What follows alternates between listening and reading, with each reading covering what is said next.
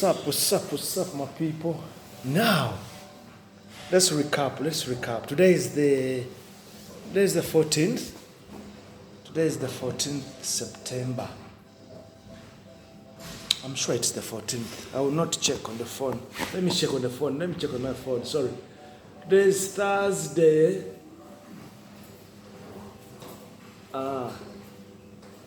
It's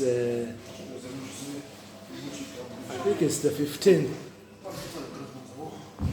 It's the 15th. Hello, buddy. You're right. It's the 15th of September, people. Now, let's recap on this story I'm writing from Maha with love. This story is pretty much opening other things that I've not always brought up in my stories.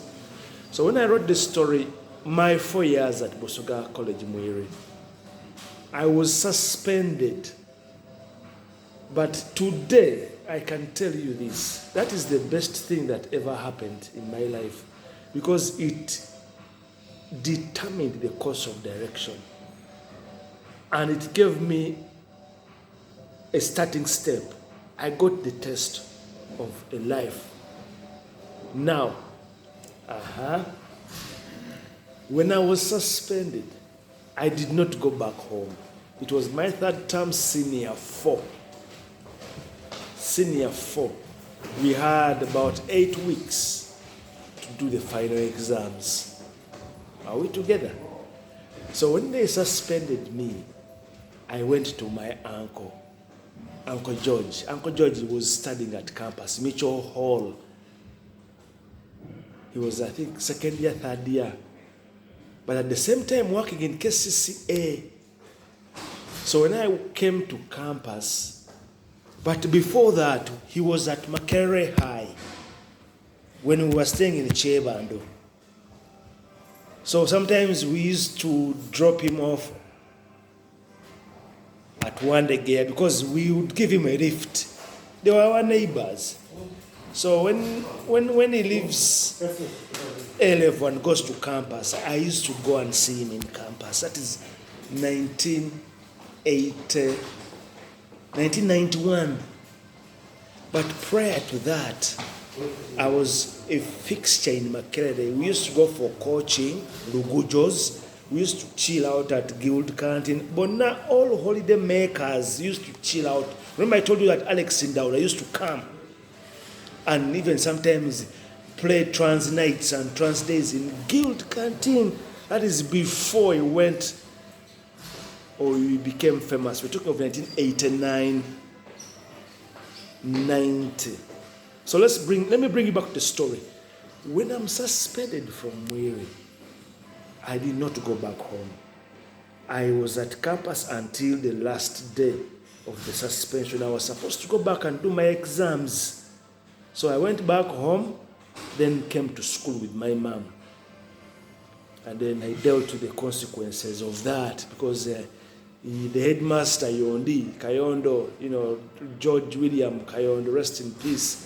Yeah, he punished me. He gave me beating, in the office and everything. I remember, but that is in history now. I don't really pay attention to that. And he made it clear that I was not going to come back to what? To Mwiri.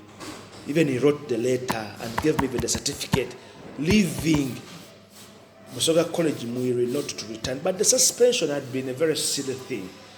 I told you I got caught out in the crossfire or in the cross line. There was a teacher. He was my maths teacher. I will not say the name, but one day I will go to Mwiri and thank him. That teacher used to find me at this student teacher's home. She was a lady, the student teacher. Remember I told you about the student teachers who came to Mwiri in 1990, 91. Yondi recruited, I don't know, I think they chose Mwiri as a pilot school. And we had lots of student teachers coming in. Some stayed eventually, some moved on. Some said teacher agriculture, English, whatever.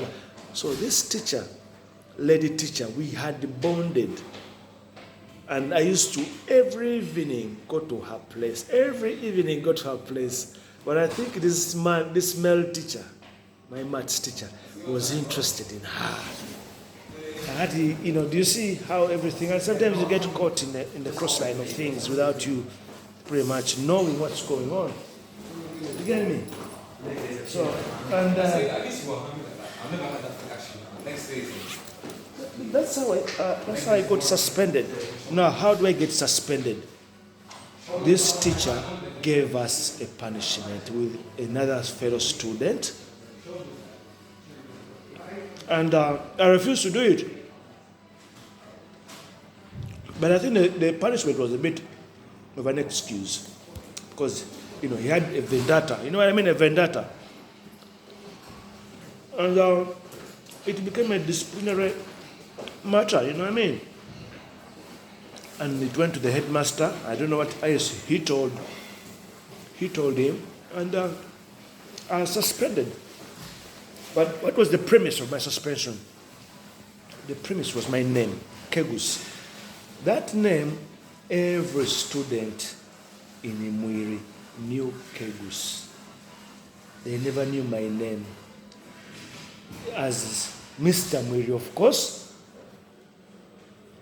And I was very cheeky. You know, there are students who are notorious for nothing. Everybody knows where I was. KEGUS. Everybody knows me. And you only had heard of KEGUS. How do you? You only put two and two together. You know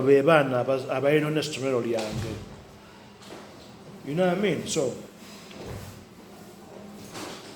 but I wasn't a naughty student. And first of all, I was academically excellent.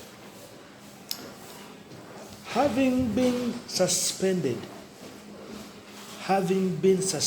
for that time, I did not even prepare for my final exams, but I still came back and got a first grade. I was even shocked. Literature, B. Whatever, first grade. But then that was clear to me, and I was on my own now. But I was cheeky because, I had no father figure. My father died when I was in senior 3. I was about 14, 15. So let's leave that aside. So writing the story. Now, from senior 5, I was at Mark High, paying my school fees. I've made this clear. Everybody knows it. Uncle Man, KEGUS, always had money with it. I was working in Echoes, discotheque, and other businesses. One day, I used to be a fixture in one day. Shedi, Katanga, Wamzei, Mumele. So I was all over the place. So by the time I finished campus, Makerere High, I didn't have this. I'm going to give you the full story of Makerere University, because I'm introduced to Makerere not during the coaching in 1989. In primary, they used to take us to visit different places, Ginger, the zoo, whatever. My friend, if you went to Makerere in 1980s, 82, 83, 84, it was like a resort. My friend. So they were trying to inspire us to study to Makerere. So by P7, the girlfriend in primary, we used to sit together. Nambagamba, who used to bring me food. I even don't know how she used to bring the food from home. We used to sit together in P7. The mother used to work in Makerere. So I used to frequent Makerere.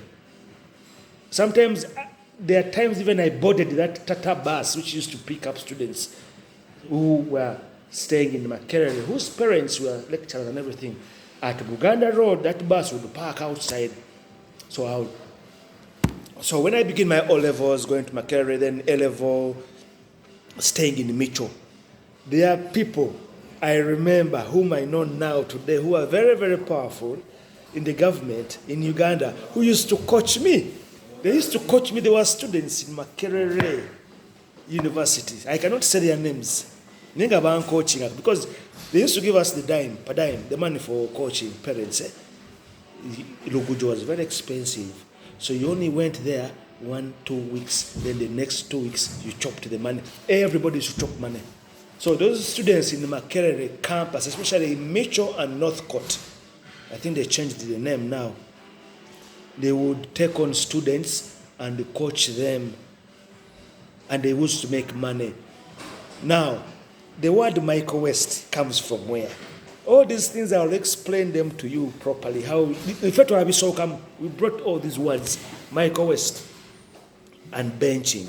Michael West, there are the guys, fettu watandikubera mu campus nga tulinga like baboyi twekaza ate eyo guild hall twanyiganga ne ba first year students emnyigo, but that was benching. Remember, some of the students used to come from up country. This is their first time to come to Kampala, first time to come to the university. So these are things not like today that people know so much. People know so much about everything. Most of the students at that time in Makerere, buying a bursary, government scheme, birthday everywhere, and they are very beautiful, very beautiful. You, okay. I'm jumping. So let me bring you to the story. My maiden voyage to Europe. My maiden voyage to Europe is partly true. It's true. Or if you read the story, it's true. But of course, I satirize a little bit of things there. And romance on flight KQ 102 flight, Kenya Airways. Let me tell you, Fetwali Nyakunyoni, we used to board my first flight. I was coming to London to do shopping. I had on me almost 50,000 US dollars, travelers' checks. I had money to spend, money to enjoy. So if you read that story, it is true. You know, there was a love. And I'm going to write the story again. The story, I'm going to write it again. Let me tell you, today I don't know how people who are flying. I'm not flying at the moment. I haven't flown for 10 years. But back in the 2000s, you know, the air hostesses, my friend, they were very, very beautiful. Me, I can authoritatively tell you how beautiful these women were. Trust me. Me, I tell you. Of course, mukazi mulungi. I'm not saying zili mukazi mutali mulungi. Nayeba air hostess. So, I think about Beya Gala, Banabato, you know, Zelanda, now Zelanda, and she take you out to my hotel. All those things you see, man. Of course, Kakati things I think have changed. It's another generation. But from Maharishi with the love story is opening. I'm going to put all this because they all coincide with each other. Had the entire left in Muiri, had the entire gone to Mark High, had the entire gone to Kenya, I wouldn't be where I just was in a sentence in the because when I came back to Uganda in 1997, Nenga Gawala sent, you know, because I knew what to do. I had traveled, and I knew where the money was. The money was up country. Sente zali mu Baziba, Kumwalo, sente zali mu Makayabu, sente zali mu casino. You saw my machines. You saw them. Slot machines, casino. Na twale ebyuma ebyo kumwalo ne baba abaziba bonna sente zibamalako.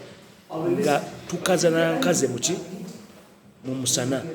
People have money. You take the money to the bank and change it into dollars. So, what am I talking about here? I'm saying that from Maha with love, my coming to Europe is connected because the two characters are true. They are there. The two characters in the story are there. And one influences the other. When I come back to Uganda, 97, 98, by 99, how old was I? You know what I mean? 25, 26, come on. Anyway, let's jump. But I'm giving you the story, guys, and it's a hot story. So that is it. But we've lived through our times. You know, I'm not saying there's a lot I can see that can excite me. Honestly, there's nothing. amahoteri tugacakalidde mu bite byonna sente tuzirina emmotoka tuzivuze I was in Uganda, I had 4 cars zonna nga mpakinga awo nvuga gyenjagala ya weekend tugende America byonna. So from her, the person who requested that story ali mu story, I will never tell you the name, naye nga she's a Kenyan. Kiraba ate ne character wokubiri naye she's a Kenyan. Very powerful families in Kenya there, families amaanyi. Kakati bwe nkola business yange esooka in Nairobi mu bifaananyi, all these pictures you see, I tell you. So if I had stayed in Kenya, I would never be what I would never say toti bani would never be rangamu. If you read the story, Clementina, the Kenyan beauty. Let me stop there. Anyway, I'm ranting about. So, my maiden voyage to Europe and romance on flight KQ. People, if I could turn my life back again, I would I wouldn't live it again as I lived it. Because when you have money at a young age, you do things the right way. Not money you get when you're 50. But if I get money today, I can't even donate it. I give it to charity. Give it away. Give it away. All right? So, because there's nothing that's going to excite me. You know what I mean? Guys, I'm out. You know.